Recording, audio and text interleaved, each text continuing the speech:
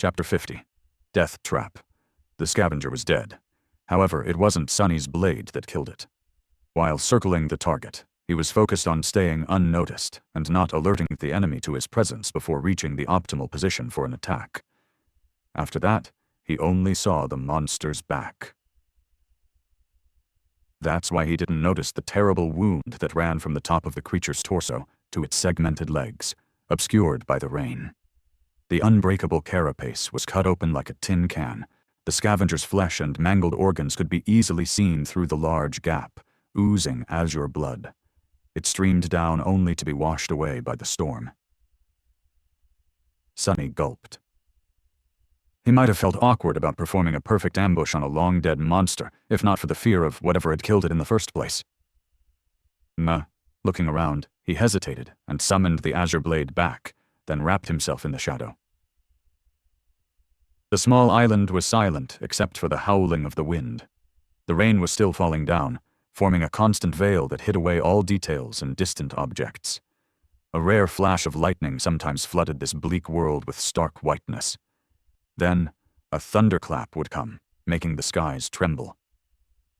With cold fright settling deep into his bones, Sonny cautiously moved to the next scavenger. He could tell from some distance that it was also dead, but had to come closer and make sure. Indeed, he was right. The creature was almost severed in half by the unknown assailant. Its wet innards were lying on the ground in a messy pile.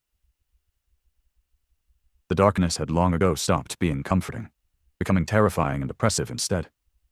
Sonny shivered. By the time he checked on all 8 monsters and confirmed that they were all dead, he was nauseous and scared out of his wits. When Sonny had first realized that the black shapes were, in fact, scavengers, he thought that the situation was as bad as it could get. Now, he wasn't sure anymore.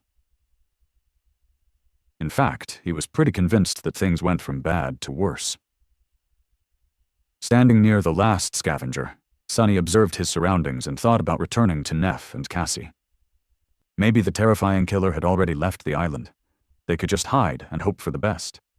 He wouldn't be alone, at least. However, not knowing what kind of danger was hiding in the darkness would drive him insane long before the morning came. Plus, with his fated attribute, hoping for the best was a fool's errand. That's why, although his body was covered in cold sweat, Sonny gritted his teeth and slowly walked toward the ridge that was obscuring the rest of the island from him. Coming close, he started climbing, trying to be as quiet as possible. The ridge wasn't very high, so he was able to scale it without much effort. Sticking close to the rocks, he raised his head and looked down. Then, he immediately wanted to let go and fall to the ground.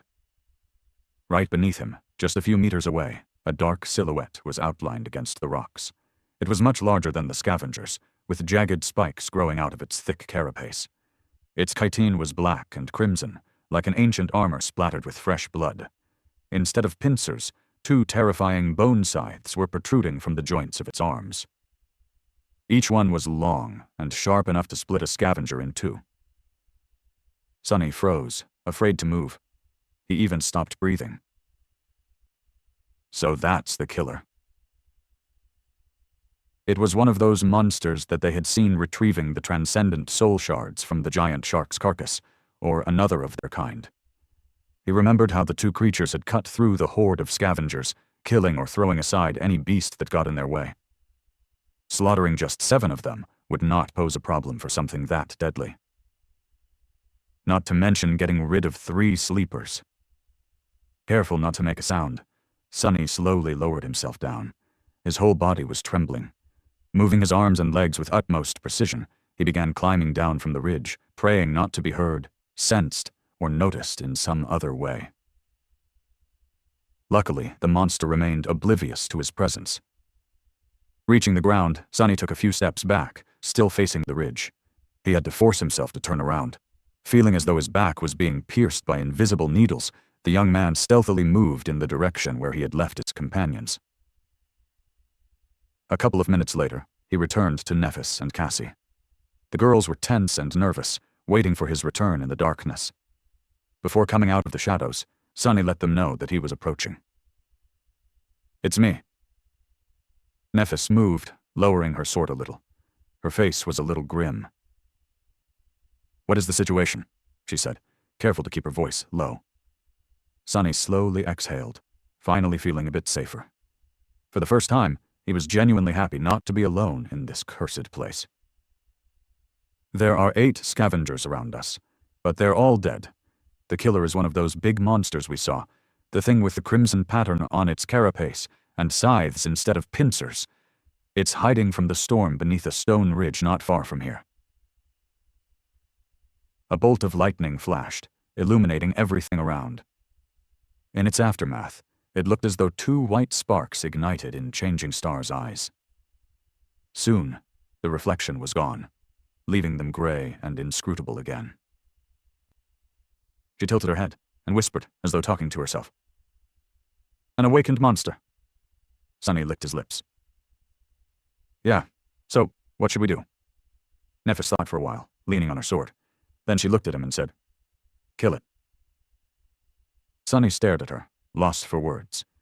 Finally, he collected himself and said the first thing that came to his mind. Are you nuts? There, the idea of fighting that thing was pretty ridiculous, if not completely insane. Realizing that his words might have sounded a bit rude, he cleared his throat and added, I mean, have you thought this through? How are we supposed to kill that monstrosity? Nephis slowly inhaled. It's not a question of thinking things through. We simply have no choice. She glanced at Cassie, who was listening to them with a pale face, and explained, We can't leave the cliffs before morning, and neither can the monster. However, once the sun rises, it will easily see us and attack. Then, our only advantage, the element of surprise, will be gone. If we have to fight it anyway, it's better to be the ones initiating the fight. Changing Star looked around and added, It's not completely dark yet, although barely, I can still see. Once the night comes, this won't be the case, so we will have to attack it first, and do it soon. Sunny shook his head. This still doesn't explain how we are going to kill it.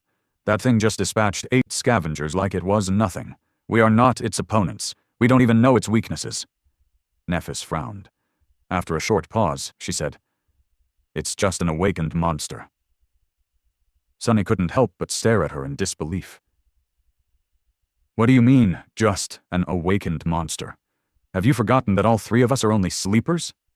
Dormant humans are not supposed to be able to deal with awakened beasts, let alone monsters. The fact that we can reliably kill scavengers is already abnormal. She looked back at him, undisturbed, and simply answered, But we are abnormal. Sunny stood there with his mouth open, not knowing what to say. Nephis sighed. You and I both are not exactly ordinary sleepers, aren't we? Don't try and deny it. Someone ordinary simply would not have survived in this place.